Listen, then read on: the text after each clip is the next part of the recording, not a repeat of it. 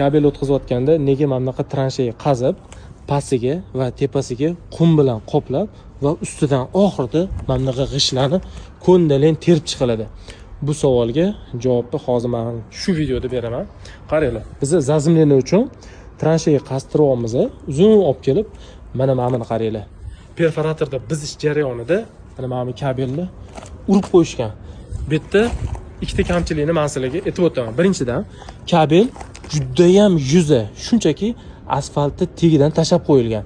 Chunki yoz kunlarida asfalt qizisa, kabelni ham qizdirib yuboradi.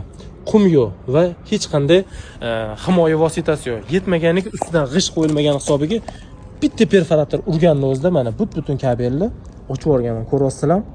Buni endi mufta bilan o'zaro ulash kerak bo'ladi, lekin baribir xavfsiz hisoblanmaydi. O'zingiz uchun bilib qo'yinglar, uy qurayotganda, klinika qurayotganda, bu hozir shahar qoq markazida joylashgan klinikani elektr ishlari. Biz bu yerda zazimlayni qolamiz. O'zingiz uchun bilib olinglar, hushyor bo'linglar. Xudo ko'rsatmasin, agar shu turishida kun boradigan bo'lsa ham, ertaga juda katta talofatlarga olib kelishi mumkin. Bu videoni qurilish qilinadigan prorablar, brigadirlar, elektriklar, xullas hammaga yuborib qo'yinglar. Ma'lumot foydali bo'lgan bo'lsa, ma'mini bosib qo'yinglar endi.